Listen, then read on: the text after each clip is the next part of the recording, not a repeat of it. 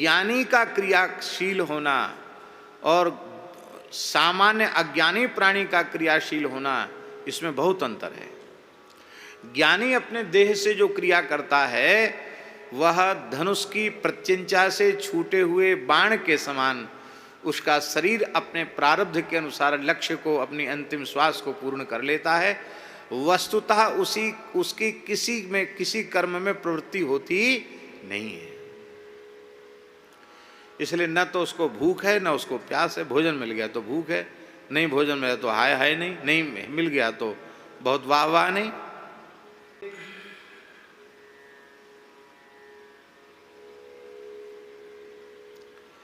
काम क्रोधादि विकार, इसके लिए गोस्वामी जी का कहना है सब ही के जितने शरीरधारी हैं सबको काम है, सबको क्रोध है, सबको मद है, सबको लोभ है, सबको नींद है, सबको भय है, सबको भूख है, सबको प्यास है। ये सभी धर्म सबको समान रूप से हैं। अंतर क्या है? अंतर ये है कि सुअर, कुत्ते, गधे, घोड़े आदि काम, क्रोध, मद, लोभ, मोह, नींद, भय, भूख, प्यास तो इनके है, पर ये परमार्थ का चिंतन नहीं कर सकते, ये अध्यात्म तत्व का विचार नहीं कर सकते, ये भगवत प्राप्ति के पथ के पथिक नहीं बन सकते। आप लोग मनुष्य हैं, व्यस्त समय में से अपना समय निकाल कर यहाँ बैठ गए। विनय पत्रिका की चर्चा हो रही है, अच्छी चर्चा है, सुनेंगे। इस YouTube के माध्यम से लोग अपने घरों में भी बैठ जाते हैं, अथवा जब उनको समय मिलता है तब उसको चला करके देख लेते हैं। तो आखिर समय तो निकालते हैं कि नहीं निकालते हैं? ये सुविधा मनुष्य को ही प्राप्त है। सुअर नहीं आ सकता सत्संग में, कुत्ता नहीं आ सकता, गधा नहीं आ सकता, ये सब विचार करने की उसकी कोई सामर्थ्य नहीं है।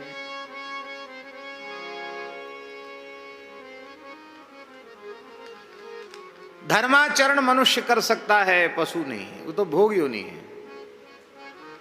आहार निद्रा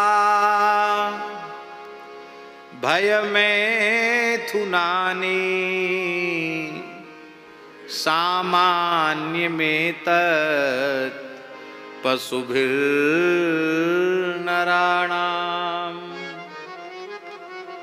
धर्मो हि तेषामधिको विशेषः धर्मेण हीनः पशुभिः समानः।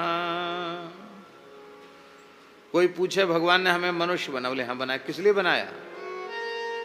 इसका एक ही उत्तर है, भगवान ने अपनी प्राप्ति के लिए हमें मनुष्य बनाया है, और कोई प्रयोजन मानव शरीर का नहीं है। काम सबको है। ये कितना प्रबल है काम। विंध्याचल क्षेत्र में एक महात्मा रहते थे, बहुत अच्छे महात्मा थे। परम श्रद्धेय पूज्य श्री पहाड़ी बाबा जी महाराज उनके कई प्रसंग सुनाते थे।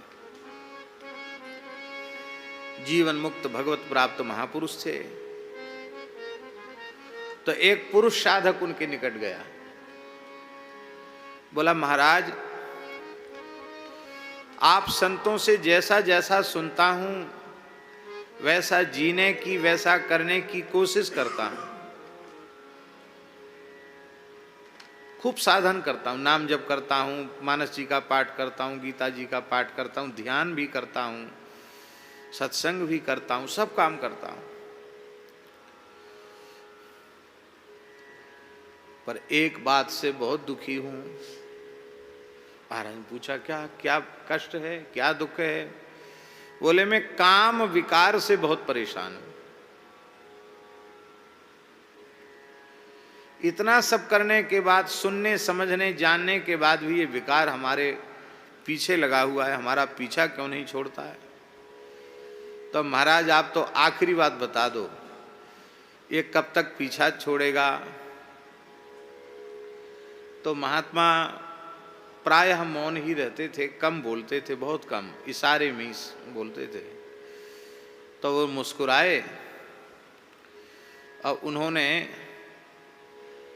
अपनी एक मटकी रखी रहती थी आटे की, उस आटे की मटकी में से एक मुट्ठी आटा उन्होंने ऐसे भरा, भर के ऐसे दिखाया। क्या दिखाया? एक मुट्ठी आटा। उसने कहा महाराज क्या बात, एक मुट्ठी आटा? बोले हाँ। दूध, घी, दही, मलाई, मालपुआ सब खाना पीना छोड़ दो, 24 घंटे में एक मुट्ठी आटा भी फाँक करके जीवित रहोगे, तब तक ये विकार पीछा नहीं छोड़ेगा। एक मुट्ठी आटा खाओ तो भी। इसका मतलब ये नहीं समझना कि आटा छोड़ दें, फलाहार करें। फलाहार और आटे की बात नहीं है, आहार की बात। अब कुछ भी आहार ग्रहण करेंगे उससे इंद्रियों में, शरीर में बल आएगा, विकार आएगा, उससे आप बच नहीं सकते। वहीं एक नारी साधिका भी आई थी यही प्रश्न करने के, महाराज साधन तो करती हूँ पर विकार बहुत परेशान करता है, हमको कब इससे पिंड छूटेगा? तो उन्होंने धूना की एक मुट्ठी राख उठाई, बोले मुट्ठी भर राख नहीं हो जाओगी तब तक पीछे रहेगा। तो दोनों ही बड़े निराश हो गए, बोले महाराज तो बड़े बुरी बात है, तब भजन करने से क्या फायदा है? देखो बहुत ऊंची बात कहने जा रहे हैं हम। उन महापुरुष ने कहा कि तुम इनका जितना अधिक चिंतन करोगे उतना अधिक प्रबल होंगे, और इसकी जितनी अधिक उपेक्षा करोगे उतने ये समाप्त हो जाएंगे। इनकी उपेक्षा करो, तुम अपना काम करते चलो, इनकी ओर ध्यान मत दो, ये अपने आप धीरे धीरे शांत हो जाएंगे। प्रहलाद जी महाराज ने इस काम विकार को खुजली की उपमा दी है। श्री प्रहलाद जी कहते सप्तम स्कंद में, यन्मैथुनादि ग्रह मेधि सुखम हि तुच्छम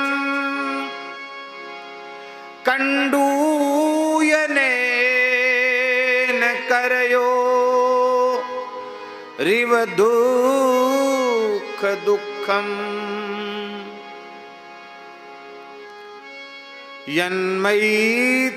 यन्मैथुनादि ग्रह मेधि सुखम हि तुच्छम कंडूयनेन करयोरिव दुख दुखम।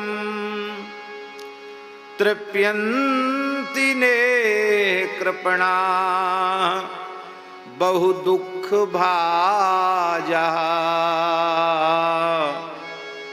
कंडूतिबन मनसिजम विषहेत धीरा। कंडूतिबन मनसिजम विषहेत धीरा। प्रहलाद जी महाराज कहते हैं ग्रहासक्त विषयी पुरुषों का जो विषय सुख है वह अति तुच्छम, अत्यंत तुच्छ है। यन्मैथुनादि ग्रह मेधि सुखम हि तुच्छम, कैसा है? कंडूयनेन करयोरिव दुख दुखम। किसी को दाद खाद खुजली हो जाती, हाथ से खुजाता है, खुजाने में बहुत सुख मिलता है, खुजली चलती है, और फिर उंगलियों के नखों का कुछ जहरीला अंश उसमें लग जाता है तो पानी जैसा आ जाता है और अधिक खुजली मचती है। और वो चिपचिपा खुजली का द्रव, दाद खाद खुजली का जो द्रव है रसा, वो और जहां जहां छूता है वहां वहां वो बीमारी फैलती चली जाती है, पूरे शरीर में हो जाता है। तो बुद्धिमानी किस में है? बुद्धिमानी इसमें है कि खुजली चले तो चलने दो, खुजली खुजाओ मत। खुजलाओगे तो क्या होगा? बोले कंडूयनेन करयो रिव दुख दुखम।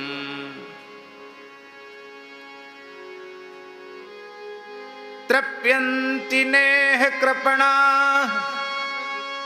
ये बेचारे दीन विषयी पुरुष ये तृप्त तो होते नहीं, अतृप्ति बढ़ती चली जाती है।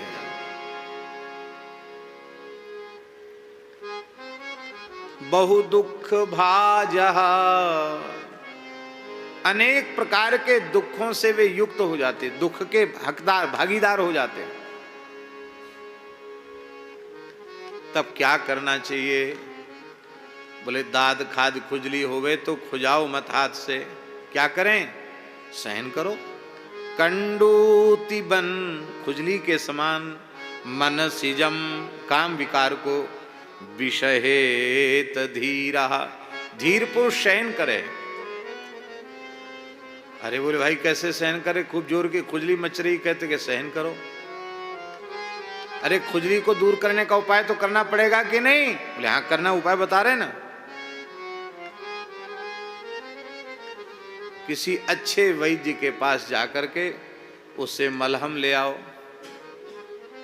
और मलहम लगा दो। मलहम दो तरह की होती है। एक मलहम तो ऐसी होती है कि आकाश पाताल एक कर दे। हाँ। एक सज्जन को दाद थी, किसी महात्मा ने बता दिया पपीता का दूध लगा लो। अरे भैया पपीता का दूध लगाया कि तो दो दो चार चार हाथ उछले, इतना जोर की जलन। ऐसे भी साधन है, वो ठीक नहीं है। कठोर कठिन साधन, बड़े पीड़ादायक साधन। और ऐसे भी साधन हैं जिनमें बिल्कुल पीड़ा ना हो, खुजली खत्म हो जाए, जलन शांत हो जाए, ठंडक आ जाए, ऐसे भी साधन हैं। कुछ कुछ मलहम ऐसी होती बहुत शीतल ठंडी होती है। हमारा दांत खास खुजली पर रामबाण काम करती है।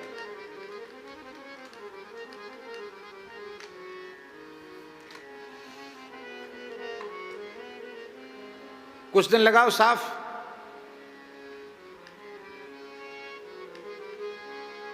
ये क्या है? ये है सत्संग रूपी मलहम। सत्संग रूपी मलहम आप नित्य लगाते रहें तो कंडूति बन मन सिजम। अरे खुजली ही नहीं रहेगी तो खुजलाहट कहां से होगी? दांत खाज खुजली नहीं रहेगी तो खुजाने की इच्छा ही नहीं होगी, खत्म बात।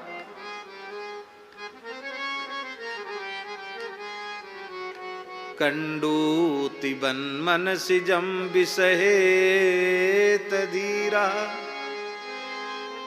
धीर पुरुष को सहन कर ले।